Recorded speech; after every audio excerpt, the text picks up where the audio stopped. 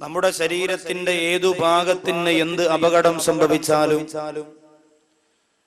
ആ സംഭവിച്ചുപോയ ഭാഗത്തിന്റെ പേരിൽ സങ്കടം രേഖപ്പെടുത്തിയിട്ട് ആ അപകടം മാറ്റുവാനും ആ ബുദ്ധിമുട്ട് ഒഴിവാക്കുവാനും ഞാനും നിങ്ങളും ഒരുപാട് പരിശ്രമിക്കുന്നവരാണ്. നമ്മുടെ ജീവിതത്തിൽ അങ്ങനെ വേണ്ടപ്പെട്ടതിനൊക്കെ നഷ്ടം വരുമ്പോൾ വളരെ പ്രയാസത്തോടെ ആ നഷ്ടം നികത്താൻ പരിശ്രമിക്കുകയും കഷ്ടപ്പെടുകയും ചെയ്യുന്നവരാണ് ഞാനും നിങ്ങളും. എന്നാൽ അല്ലാഹു സുബ്ഹാനഹു വ തആല ജീവിതകാലത്തുടനീളം നമ്മുടെ സന്തത സഹചാരിയായി നമ്മുടെ ശരീരത്തിലേക്ക് തന്നിരിക്കുന്ന ഒരു വസ്തുവാണ് റൂഹ് അഥവാ ആത്മാവ് എന്ന് പറയുന്നത്. ഈ ആത്മാവിനെ സംബന്ധിച്ചുള്ള ചർച്ച നമുക്ക് വളരെ കുറവാണ്, അതിനെക്കുറിച്ചുള്ള ചിന്തയും വളരെ കുറവാണ്. എപ്പോഴാണ് അല്ലാഹു സുബ്ഹാനഹു വ തആല ആദ്യമായി നമ്മുടെ ശരീരത്തിലേക്ക് ആത്മാവിനെ തരുന്നത്? ഉമ്മായുടെ ഉദരത്തിനകത്ത് ആദ്യം ഒരു രക്തക്കട്ടയായി, പിന്നെ ഒരു മാംസക്കട്ടയായി, 4ാമത്തെ മാസം പരിപൂർണതയിലേക്ക് എത്തുമ്പോഴാണ് അല്ലാഹു ജല്ല സുബ്ഹാനഹു വ തആല ആ ഉമ്മായുടെ ഉദരത്തിനകത്ത് കിടക്കുന്ന ശരീരത്തിന് ചലനം കൊടുത്തുകൊണ്ട് അല്ലാഹു റൂഹിനെ ആ ശരീരത്തിലേക്ക് കൊടുക്കുന്നത്. അതുവരെ നമുക്ക് റൂഹില്ല, ആത്മാവില്ല. അതുവരെ ഈ സഹോദരിയുടെ ഗർഭവതിയായ സഹോദരിയുടെ വയറ്റിന്റെ അകത്ത് ചലനം ഇല്ല. 4ാമത്തെ മാസം കഴിയുമ്പോ വലത്തെ കൈകൊണ്ട് ഇങ്ങനെ വയറ്റിന്റെ ഭാഗത്ത് വെച്ചിട്ട് ഭാര്യ ഇങ്ങനെ പറയാറുണ്ട് ഭർത്താവിനോട്, ഇതാ കുഞ്ഞിന്റെ കാലിവിടെ ഇങ്ങനെ അനങ്ങുന്നു, കുഞ്ഞിന്റെ തലതാ ഇവിടെ ഇങ്ങനെ അനങ്ങുന്നു, നിങ്ങളെ പോലെയാണ്, കിടന്ന് ചാടുകയാണ് എന്നൊക്കെ ഓടുകയാണ് എന്നൊക്കെ പറയാറുണ്ട്. ഇത് നമ്മുടെ ജീവിതത്തിന്റെ ഒരു രസമാണ്. അല്ലാതെ ഉസ്താദ് ഇതെന്താ ഉസ്താദ് ഇങ്ങനെ പറയണേ? ഇത് നമ്മുടെ കുടുംബ ജീവിതത്തിന്റെ ഒരു രസമാണ്. അതനുഭവിക്കുന്നവർക്ക് ആ സമയത്തൊരു മാനസികമായ സുഖം നേരിടാറുണ്ട്. അല്ലാഹു സുബ്ഹാനഹു വ തആല ഈ പരിശുദ്ധമായ വേദിയിൽ മക്കളില്ലാത്തവരാരെങ്കിലും ഇരുന്ന് സങ്കടപ്പെടുകയാണെങ്കിൽ റഹ്മാനായ പടച്ചതമ്പുരാൻ ഈ പരിശുദ്ധമായ വേദിയിൽ നാം ഇന്ന് പൊട്ടിക്കരഞ്ഞുകൊണ്ട് ചെയ്യുന്ന ദുആഇന്റെ ബറക്കത്ത് കൊണ്ട് ആരോഗ്യമുള്ള സ്വാലിഹീങ്ങളായ മക്കളെ എല്ലാ തടസ്സങ്ങളും നീക്കി അല്ലാഹു അവർക്ക് പ്രദാനം ചെയ്യട്ടെ. അപ്പോ ജീവിതത്തിന്റെ ഏറ്റവും വലിയ സന്തോഷമുള്ള ഒരു സമയമാണ് ഒരു കുഞ്ഞുണ്ടാകാൻ പോകുന്നു എന്നറിയുമ്പോൾ. ഭാര്യയുടെ ഉദരത്തിനകത്ത് 4ാമത്തെ മാസമാണ് ചലനം നടക്കുന്നത്. അല്ലാഹു സുബ്ഹാനഹു വ തആല റൂഹ് ഓതുന്ന സന്ദർഭമാണത്. അന്നു മുതൽ നമ്മുടെ കൂടെ വന്ന റൂഹ് നമ്മെ ഉമ്മ പ്രസവിച്ചപ്പോഴും നമ്മുടെ കൂടെയുണ്ട്.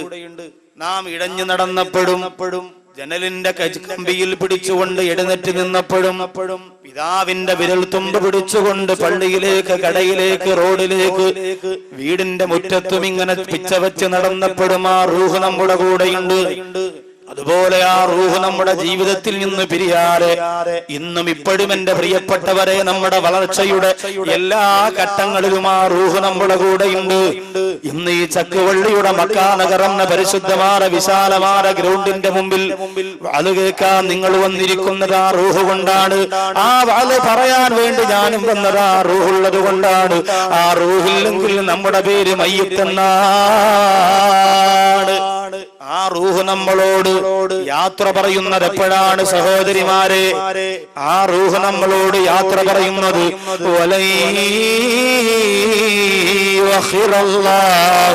നഫ്സൻ ഇദാ ജാ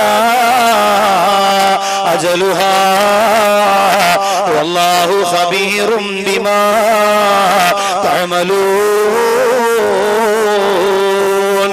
അല്ലാഹു എനിക്കും നിങ്ങൾക്കും നിശ്ചയിച്ചിരിക്കുന്ന ആയുസ്സുണ്ടല്ലോ, ആ ആയുസ്സിന്റെ സമയമെത്തുമ്പോ അബ്ദുൽ അർവാഹ് മലക്ക് ഇസ്രായീൽ അലൈഹിസ്സലാത്തു വസ്സലാം വരികയാണ്, നമ്മുടെ റൂഹിനെ കൊണ്ടുപോവുകയാണ്. ആ സമയത്ത് നമ്മുടെ 2 കണ്ണുകളിലൂടെ റൂഹ് പുറത്തു പോകുമ്പോ ആ 2 കണ്ണുകളും പുറത്തേക്ക് വന്നുകൊണ്ട് ഇന്ന റൂഹ തബിഉൽ ബസറു, ആ റൂഹ് ഉയർന്നു പോയിക്കൊണ്ടിരിക്കുമ്പോ ആ ഊരിയെടുത്തു കൊണ്ടുപോകുന്ന റൂഹിലേക്ക് നോക്കിയിട്ട് നിന്റെ 2 കണ്ണുകളും പുറത്തേക്ക് വന്നുകൊണ്ട് അത്ഭുതത്തോടെ പുറത്തേക്ക് തള്ളുന്ന പോലെ ഇരിക്കുന്നത് ആ റൂഹ് പിരിഞ്ഞു പോകുന്നത് നോക്കുന്നത് കൊണ്ടാണ്. അങ്ങനെ നമ്മുടെ റൂഹ് പിരിഞ്ഞു പോകുമല്ലോ എന്റെ പ്രിയപ്പെട്ടവരെ. അതുകൊണ്ട് സഹോദരങ്ങളെ, സഹോദരിമാരെ, നമ്മുടെ റൂഹ് പിരിയുമ്പോൾ നല്ല മുഅ്മിനീങ്ങളായ മുഖ്ലിസീങ്ങളായ രീതിയിൽ വേണം ആ റൂഹിനെ നാം തിരിച്ചു പടച്ച തമ്പുരാൻ 4-ാമത്തെ മാസം ഉമ്മാടെ ഉദരത്തിനകത്ത് വെച്ച് നമുക്ക് തന്ന റൂഹിന് അല്ലാഹുവിന്റെ ഭാഗത്തേക്ക് പടച്ച തമ്പുരാൻ തിരിച്ചു കൊണ്ടുപോകുമ്പോ പത്തരമാറ്റത്തെ ഈമാന്റെ പവറുള്ള ആത്മാവാക്കി അതിനെ മടക്കി കൊടുക്കണം. ഇല്ലെങ്കിൽ പ്രശ്നമാണ്. അതിനെ മടക്കി കൊടുത്തേ മതിയാകൂ. റൂഹുകൾ 5 വിധമാണ്. ഇന്നൽ അർവാഹ അലാ ഖംസതി അഖ്സാം. ആത്മാവുകൾ 5 വിധമാണ്. ഇന്ന റൂഹ അലാ ഖംസതി അഖ്സാം. 5 വിധമാണ് റൂഹുകൾ. 1 അർവാഹുൽ അംബിയ, അംബിയാക്കന്മാരുടെ റൂഹ്. 2 അർവാഹുൽ ശുഹദാ, രക്തസാക്ഷികളായ ശുഹദാക്കളുടെ റൂഹ്. 3 അർവാഹുൽ മുതീഇന മിനൽ മുഅ്മിനീൻ, മുഅ്മിനീങ്ങളിൽ നിന്നും അല്ലാഹുവിനെ വഴിപ്പെട്ട് ജീവിച്ചവരുടെ റൂഹ്.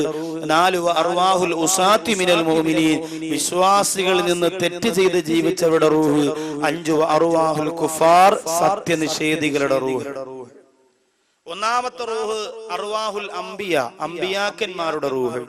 അതെന്താണെന്നറിയോ? ഇദാ ഖറജത് മിൻ അജ്സാദിഹാ, അംബിയാ മുർസലീങ്ങളുടെ ശരീരത്തിൽ നിന്ന് ആ റൂഹ് പുറപ്പെട്ടു കഴിഞ്ഞാൽ മിസ്ലുൽ മിസ്കി വൽ കാഫൂർ, കസ്തൂരിയെ പോലെ കർപ്പൂരത്തെ പോലെ സുഗന്ധമാ റൂഹിനുണ്ടാകും.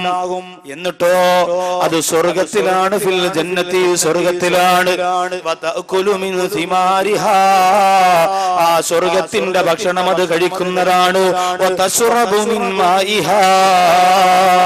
ആ സ്വർഗത്തിന്റെ വെള്ളവും അത് കുടിക്കുന്നതാണ്. ആ സ്വർഗത്തിന്റെ സുഖം മുഴുവനും അനുഭവിക്കുന്നതാണ്. അംബിയാ മുർസലീങ്ങളുടെ റൂഹ് അവരുടെ ശരീരത്തിൽ നിന്ന് പിരിഞ്ഞാൽ നേരെ അല്ലാഹു ഡയറക്റ്റ് അതിനെ സ്വർഗത്തിൽ കൊണ്ടുപോകും. ശരീരം ദുനിയാവിലാണെങ്കിൽ, ഭൂമിക്ക് താഴെയാണെങ്കിൽ അവരുടെ ആത്മാവ് സ്വർഗത്തിൽ കൊണ്ടുപോയവർക്ക് ഭക്ഷണം അല്ലാഹു സ്വർഗത്തിൻ്റെത് കൊടുക്കുന്നു, വെള്ളം സ്വർഗത്തിൻ്റെത് കൊടുക്കുന്നു. സ്വർഗത്തിന്റെ എല്ലാ സുഖങ്ങളും ആ അംബിയാ മുർസലീങ്ങളുടെ റൂഹ് ആസ്വദിക്കുന്നതാണ്. ഇവര് സാധാരണക്കാരാണോ? അംബിയാ മുർസലീങ്ങളുടെ നേതാവായ അഷ്റഫുൽ ഖൽഖ് നബിയുനാ മുഹമ്മദ് മുസ്തഫ സല്ലല്ലാഹു അലൈഹി വസല്ലമ തങ്ങൾ പോലും സാധാരണ മനുഷ്യനാണ് എന്ന് പറഞ്ഞ് പുറം കാലുകൊണ്ട് വലിച്ചെറിയുന്ന സമുദായത്തിന്റെ പിന്തിരിപ്പൻ ആശയങ്ങളെ തലയിൽ ചുമന്നുകൊണ്ട് നടക്കുന്ന എന്റെ സഹോദരങ്ങൾ പഠിച്ചോ? അംബിയാ മുർസലീങ്ങൾ മുഴുവൻ പേരുടെയും റൂഹ്, മുഴുവൻ അംബിയാ മുർസലീങ്ങളുടെയും റൂഹ് തകൂനു ഫിൽ ജന്നത്തി, അത് സ്വർഗ്ഗത്തിലാണ്. അവിടത്തെ ഭക്ഷണം കഴിക്കുന്നു, വെള്ളം കുടിക്കുന്നു, സുഖം അനുഭവിക്കുന്നു. പിന്നെ ഹബീബായ നബി തങ്ങളുടെ റൂഹിനെ കുറിച്ച് പിന്നെ പറയാനുണ്ടോ? അംബിയാ മുർസലീങ്ങൾ 25 ഖുർആനിൽ പറയപ്പെട്ട 25 പ്രവാചകന്മാരുടെ പേര് പഠിക്കൽ ഈ സമുദായത്തിന് നിർബന്ധമാണ്. നിങ്ങളിപ്പോ പല സഹോദരിമാരും ചിന്തിക്കും, അപ്പൊ ഖുർആനിനകത്ത് മുഹമ്മദ് നബിയെ കുറിച്ച് മാത്രമല്ലേ ഉസ്താദ് പറഞ്ഞിട്ടുള്ളത്? 25 പ്രവാചകന്മാരെ ഖുർആനിൽ പേരെടുത്തു പറഞ്ഞിട്ടുണ്ട്. ആ പ്രവാചകന്മാരെ കുറിച്ച് പഠിക്കൽ നിർബന്ധമാണ്. എന്റെ സഹോദരങ്ങൾക്ക് എത്ര പേർക്കറിയാം?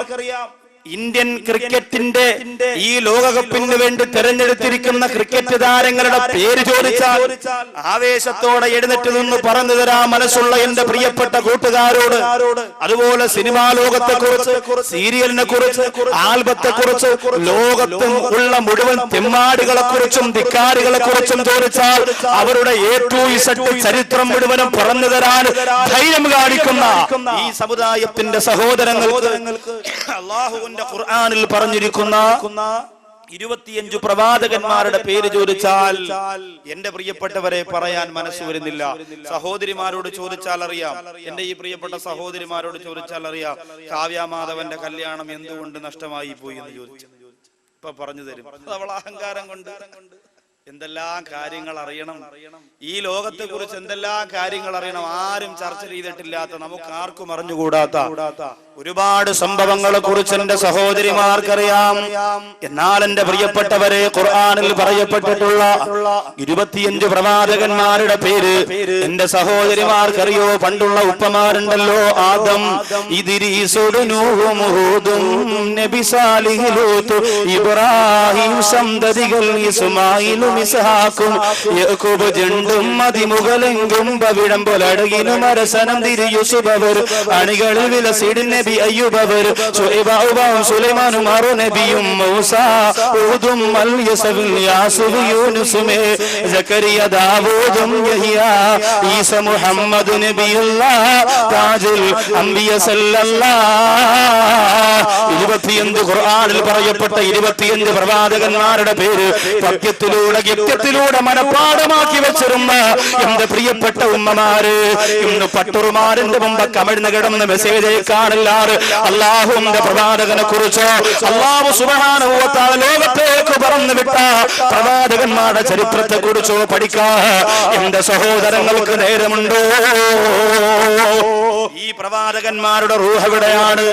ആ പ്രവാചകന്മാരുടെ റൂഹ് സ്വർഗത്തിലാണ്. ആ സ്വർഗത്തിന്റെ ഭക്ഷണം അവര് കഴിക്കുന്നു, ആ സ്വർഗത്തിന്റെ വെള്ളം അവർ കുടിക്കുന്നു, ആ സ്വർഗത്തിന്റെ എല്ലാ സുഖങ്ങളും അവർ അനുഭവിക്കുന്ന കാരണമെന്ത്? ഈ ഭൗതികമായ ലോകത്ത് ഒരുപാട് കഷ്ടപ്പെട്ടവരാണ് പ്രവാചകന്മാര്. അശദ്ദുൽ ബലാഇ അലൽ അംബിയാ, ലോകത്തെ ഏറ്റവും വലിയ പരീക്ഷണങ്ങൾ നേരിടേണ്ടി വന്നത് പ്രവാചകന്മാർ.